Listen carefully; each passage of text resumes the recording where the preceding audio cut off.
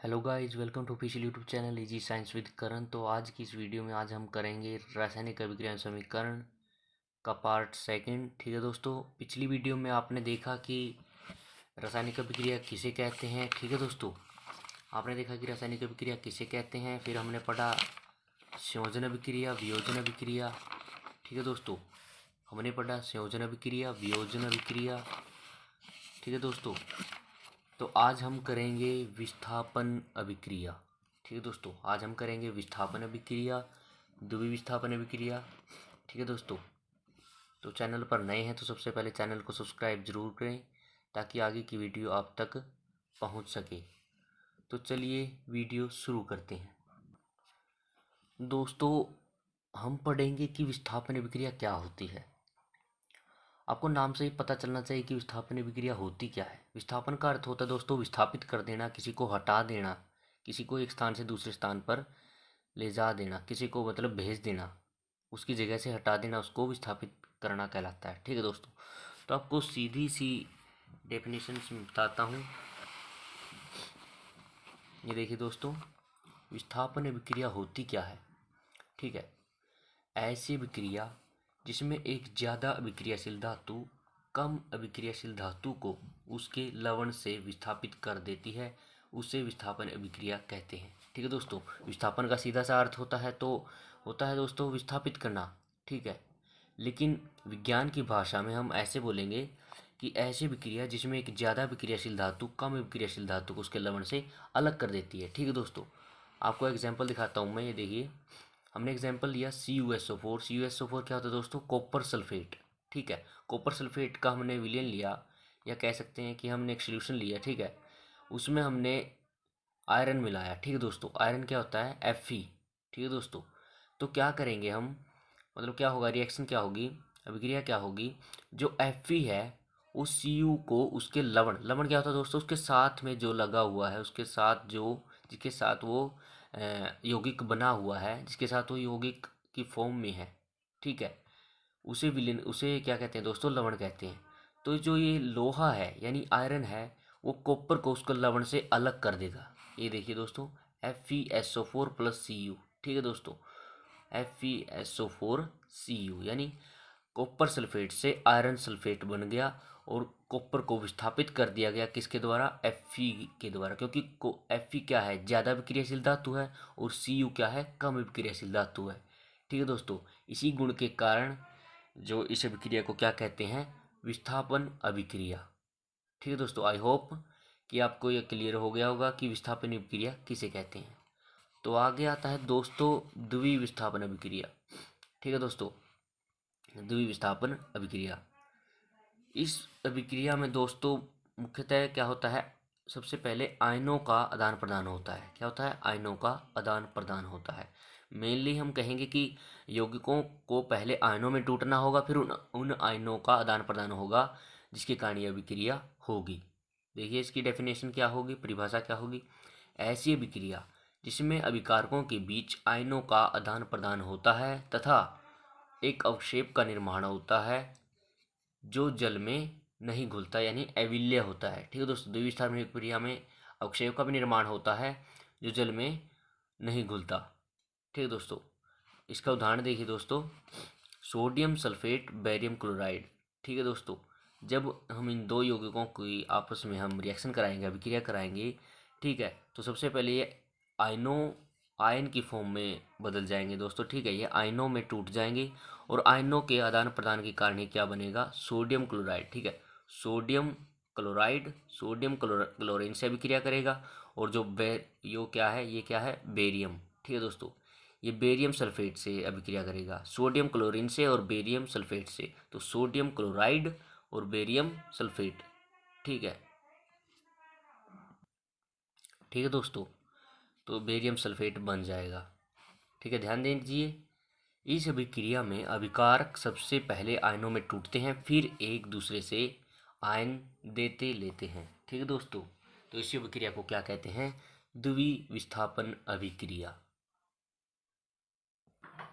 आगे दोस्तों पढ़ेंगे हम उपचयन अभिक्रिया। ठीक है दोस्तों, उपचयन अभिक्रिया, तो आइए किसे कहते हैं उपचयन अभिक्रिया पढ़ते हैं। ऐसी अभिक्रिया जिसके दौरान किसी तत्व या यौगिक में O2 यानी दोस्तों ऑक्सीजन की वृद्धि हुई हो या जुड़ी हो, मतलब किसी के साथ जुड़ी हो, उसकी एडिशन हुई हो, उसे उपचयन अभिक्रिया कहते हैं। ठीक है दोस्तों, तो उदाहरण लेंगे हमने कॉपर लिया और ऑक्सीजन लिया। ठीक है दोस्तों, कॉपर और ऑक्सीजन की जब हम अभिक्रिया कराएंगे ताप बढ़ा के, ठीक है दोस्तों, तो क्या होगा, कॉपर के साथ ऑक्सीजन जुड़ जाएगी, कॉपर के साथ ऑक्सीजन जुड़ी तथा साथ ही क्या कह सकते हैं, या कॉपर में ऑक्सीजन की वृद्धि हुई क्योंकि ऑक्सीजन उससे जुड़ी है, तो इस अभिक्रिया को क्या कहेंगे, उपचयन अभिक्रिया। ठीक है दोस्तों, ये उपचयन अभिक्रिया का उदाहरण है। ठीक है दोस्तों, आपको क्लियर हो गया होगा कि उपचयन अभिक्रिया क्या कहते हैं, किसे कहते हैं। उपचयन का सीधा साधा अर्थ है किसी भी तत्व या यौगिक में ऑक्सीजन का जुड़ना। आगे है दोस्तों अपचयन अभिक्रिया, ऐसी अभिक्रिया जिसके दौरान किसी यौगिक या तत्व से O2 यानी ऑक्सीजन का ह्रास या कमी हुई हो तो उसे अपचयन अभिक्रिया कहते हैं। ठीक है दोस्तों, ये दोनों एक दूसरे से रिलेटेड हैं, उपचयन और अपचयन। उपचयन का अर्थ होता है दोस्तों ऑक्सीजन का जुड़ना, अपचयन का अर्थ होता है दोस्तों ऑक्सीजन का हटना। ठीक है, तो आप इसे इस तरीके से याद कर सकते हैं। ठीक है, जैसे हम कहते हैं CuO, हमने पिछले उदाहरण में देखा था कि कॉपर को ऑक्सीजन की उपस्थिति में जब हम ताप बढ़ाते हैं तो वो दोनों अभिक्रिया करके कॉपर ऑक्साइड बनाते हैं। ठीक है दोस्तों, और इसे क्या कहते हैं, उपचयन। अब हम कॉपर ऑक्साइड को हाइड्रोजन की उपस्थिति में अगर हम ताप बढ़ाएंगे और अभिक्रिया कराएंगे तो क्या होगा दोस्तों, कॉपर ऑक्सीजन से अलग हो जाएगा और जल का या भाप का निर्माण हो जाएगा। ठीक है दोस्तों, तो इस अभिक्रिया में क्या हुआ, कॉपर से ऑक्सीजन हटी, ठीक है, और हाइड्रोजन के साथ लग गई। ठीक है, इसे क्या कहेंगे, अपचयन अभिक्रिया। ठीक है दोस्तों, अब आप ध्यान दें, यहाँ हमने देखा कि कॉपर से ऑक्सीजन हटी तो ये क्या हुआ, अपचयन। ठीक है, इसी के साथ में आपको एक अन्य टॉपिक भी है, क्या कहते हैं उसे, रेडॉक्स अभिक्रिया। ठीक है दोस्तों, तो रेडॉक्स अभिक्रिया किसे कहते हैं, पहले हमने पढ़ा उपचयन, उपचयन में था हमने पढ़ा दोस्तों कि ऑक्सीजन का जुड़ना, फिर पढ़ा हमने अपचयन, अपचयन में था ऑक्सीजन का हटना, और जिसमें ऑक्सीजन हटे भी और जुड़े भी, ऑक्सीजन का ह्रास भी हो यानी कमी भी हो और ऑक्सीजन की वृद्धि भी हो, उसी अभिक्रिया को कहते हैं रेडॉक्स अभिक्रिया। ये हम उदाहरण दो तरीके से देख सकते हैं, अभी ये अपचयन की दृष्टि से देख रहे हैं, लेकिन अगर इसे ध्यान से देखें तो Cu से ऑक्सीजन हटी, ये हो गया अपचयन। ठीक है, लेकिन यहाँ देखिए हाइड्रोजन के साथ ऑक्सीजन लगी। ठीक है, तो ये क्या हो गया, हमने पढ़ा था ऑक्सीजन जुड़ना, किसी के साथ ऑक्सीजन जुड़ना है, वृद्धि होना, तो क्या होता है, उपचयन होता है। तो दोस्तों ये देखिए यहाँ पर उपचयन भी हो रहा है, अपचयन भी हो रहा है, तो इस तरह की अभिक्रिया को क्या कहते हैं दोस्तों, इस तरह की अभिक्रिया को कहते हैं रेडॉक्स अभिक्रिया, रेडॉक्स अभिक्रिया। ठीक है दोस्तों, आगे देखिए दोस्तों, महत्वपूर्ण टॉपिक है संक्षारण। संक्षारण किसे कहते हैं दोस्तों, संक्षारण का साधारण अर्थ है जंग लगना। ठीक है दोस्तों, संक्षारण का अर्थ होता है संसारित होना या जंग लगना, अर्थात जब कोई धातु अपने आसपास अम्ल या आर्द्रता आदि के संपर्क में आती है तो यह क्षतिग्रस्त होने लगती है, इसे ही संक्षारण कहते हैं। ठीक है दोस्तों, मेनली ज़्यादातर देखने को संक्षारण का केस मिलता है लोहे की वस्तुओं में। ठीक है दोस्तों, आपने आमतौर पर देखा भी होगा कि आसपास के घरों में जो कई लंबे समय से जो लोहे की चीज़ें आपके घरों में पड़ी हुई होंगी उस पर एक भूरे रंग का, मतलब क्या होता है, पाउडर सा मतलब आ जाता है, मतलब उस भूरे रंग के पदार्थ को क्या कहते हैं, जंग कहते हैं। और इस प्रकार लोहे की वस्तुओं का ऑक्सीजन की उपस्थिति में खराब होना या जंग लगना क्या कहलाता है, संक्षारण कहलाता है। ठीक है दोस्तों, हम ये एक उदाहरण ले लेते हैं, ये कोई लोहे की पत्ती है। ठीक है दोस्तों, लोहे की पत्ती है और ये ऑक्सीजन के संपर्क में है, कुछ टाइम बाद लंबे समय पश्चात कुछ ऐसी अवस्था आएगी कि ये क्या होगी, ये देखिए दोस्तों भुरने लग जाएगा, इसके ऊपर ये क्या आ जाएगी, ये संरचना आ जाएगी। इस प्रकार की संरचना को क्या कहते हैं, जंग कहते हैं। और ये किसके कारण आई, ऑक्सीजन की उपस्थिति के कारण आई। ठीक है दोस्तों, आई होप कि ये सब आपको क्लियर हो गया होगा कि संक्षारण किसे कहते हैं। तो चलिए नेक्स्ट टॉपिक स्टार्ट करते हैं। तो दोस्तों मैं आपका ज़्यादा टाइम नहीं लूँगा, हमारा लास्ट टॉपिक है विकृत गंधिता। वसायुक्त अथवा तैलीय सामग्री का ऑक्सीजन की उपस्थिति में खराब हो जाना विकृत गंधिता कहलाता है। ठीक है दोस्तों, हमने पीछे पढ़ा संक्षारण। संक्षारण किससे रिलेट करता था? मेनली जो लोहे की वस्तुएं होती हैं या लोहे की कोई भी बनी हुई वस्तु हो गई, उससे रिलेट करता था, उससे संबंध रखता था। और जो विकृत गंधिता है दोस्तों, ये वसायुक्त और तैलीय सामग्री से रिलेट करता है, उससे संबंधित रखता है। ठीक है, उससे संबंध रखता है।